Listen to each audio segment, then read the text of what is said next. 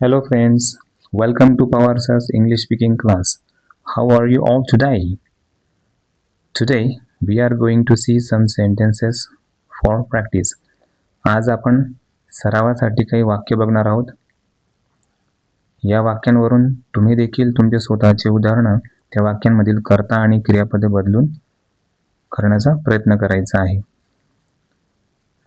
आज आपण सरावासाठी used to ही वाक्यरचना घेतलेली आहे. used to या वाक्यरचनेचा वापर भूतकाळातील सवय दाखवण्यासाठी केला जातो. आपल्याला भूतकाळात काय सवय होती, आपण काय करायचो, पूर्वी करायचो पण आता करत नाही, किंवा काय करायचो नाही, त्याबद्दल आपण काही वाक्यात बघणार आहोत. जसं I used to study a lot when I was in college. मी कॉलेजमध्ये असताना खूप अभ्यास करायचो.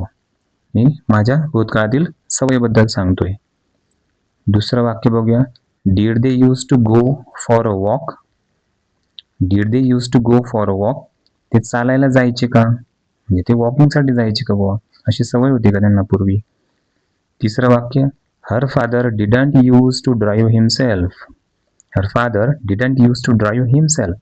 तिचे वडील स्वतः गाडी चालवायचे नाही, म्हणजे पूर्वी ते तसंच करायचं नाही, ड्रायव्हर असेल त्यांच्याकडे. Did you not used to get up early during vacation?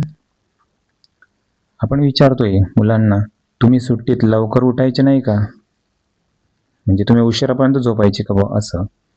The students used to practice a lot in the class. The student used to practice a lot in the class. विद्यार्थी वर्गात खूप सराव करायचे, अशी विद्यार्थ्यांना सवयच होती, पूर्वी खूप सराव करायचे ते. The teacher used to teach even on Sundays. The teacher used to teach even on Sundays. शिक्षक रविवारी सुद्धा शिकवायचे. आपण त्या पर्टिक्युलर कुठल्या तरी शिक्षकांबद्दल सांगतोय की त्यांना काय सवय होती, ते रविवारी सुद्धा शिकवायचे. Did he used to smoke in his 30s? तो त्याच्या 30शीत असताना धूम्रपान करायचा का, हे ना, आपण विचारतोय त्याला अशी सवय होती का 30 वयाचा असताना, वगैरे. Didn't she used to study late at night? Didn't she used to study late at night? ती रात्री उशिरापर्यंत अभ्यास करायची नाही का, हे ना, आपण विचारतो तिच्याबद्दल. जर तुम्हाला व्हिडिओ आवडला असेल, उपयुक्त वाटत असेल तर लाईक करा, शेअर करा, सबस्क्राईब करा. स्वतः मात्र भरपूर सराव करायला अजिबात विसरू नका.